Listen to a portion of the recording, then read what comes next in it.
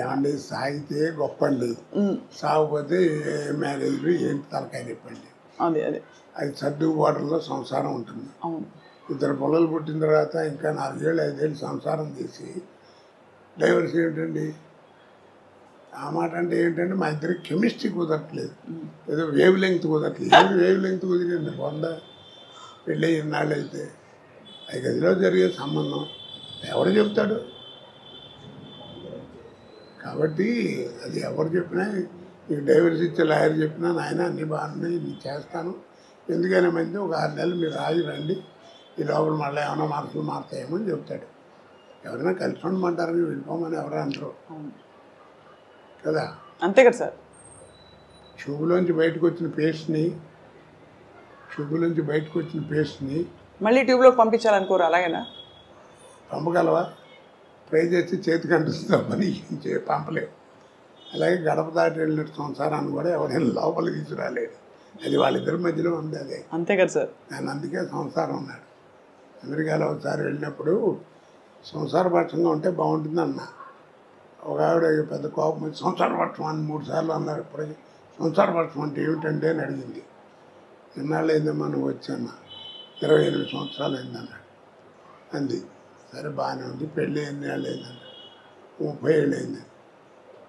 ఈ 30 ఏళ్ళలో మీ అమ్మ నాన్న ఎప్పుడన్నా గదిలో కూర్చుని తలుపేసుకుని లోపల కూర్చుంటావు నువ్వు చూసావా అన్న.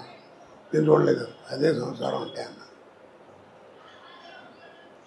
ఏం చెబుతాను దానికి అర్థం? మరి ఆ జ్ఞానం ఉండాలి, అడగకూడదని. అలా తయారైంది. ఇప్పుడు యువతంతా ఎందుకు పాడవుతుంది? 2 నోట్ చేసుకున్నాం.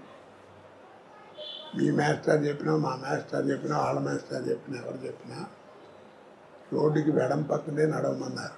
కుడిపక్క గురించి వాళ్ళ నోటమ్మడి రాలేదు. ఇప్పటికీ రోడ్డు మీద పోలీసు వాడు కూడా కీప్ లెఫ్ట్ అంటాడు. అది రైట్ అని మాట రాదు. కుడిపక్క నడవటం కనుక నేర్చుకుంటే, ఎడం పక్క నడవటం నేర్చుకుంటే కుడిపక్క నడిస్తే ఏంటి అనేది నీకే తెలుసు. ఇది చేయడు సాధన. కీప్ లెఫ్ట్ అంటే అందరూ ఆయన మా చిన్న తండ్రి అనుకుంటే కరెక్టే అనుకోండి గురుగారు, ఇప్పుడు కుడిపక్క నడిస్తే ఏమవుద్ది అంటాడు. ఏమవుతుంది? ఏరేటోడో మొహం బాగా పడతాడు. కాబట్టి దీన్ని బట్టి అర్థం నీకేంది? సాధన తక్కువ, వాదన ఎక్కువ. సాధన తక్కువ, వాదన ఎక్కువ. అర్థం? 2 మనకి విజ్ఞానం పెరగాలి. మనకి టీవీలు వస్తున్నాయి, ఫోన్లు వస్తున్నాయి, సెల్ ఫోన్లు వస్తున్నాయి, ఇంకా రకరకాల విజ్ఞానం పెరుగుతుంది. కానీ మనకి జ్ఞానం పోగొట్టుకుంటున్నాం. అమ్మ అని పిలవాలనే జ్ఞానం పోయింది. అది తప్పు కదా. మాతృభాష అన్నారు. అరం వాడికి అరం, తెలుగువాడికి తెలుగు, తమిళ వాడికి తెలుగు. వాళ్ళ మాతృభాష ఎవరు కావాలి? తల్లితో సమానం అన్నారు.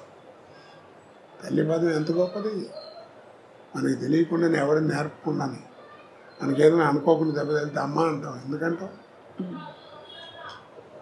కదా? అమ్మ ఎంత గొప్పది. తండ్రి ఒక ఏజ్ వచ్చిన తర్వాత వాడు నేర్పేది జ్ఞానం. తల్లి అట్ట కాదు. నువ్వు ఒక ఏజ్ వచ్చేంత వరకు నీకు నేర్పేది ఆల్ ఇంగ్స్ నేర్పేది mother. Talking, drinking, walking, sitting అన్నీ నేర్పేది మదరే, తల్లి. బిడ్డ ఎదుగుదలకి మాతృస్థన్యం ఎంత అవసరమో, బిడ్డ ఎదుగుదలకి మాతృస్థన్యం ఎంత అవసరమో, బిడ్డ మానసిక వికాసానికి మాతృభాష అంత అవసరం.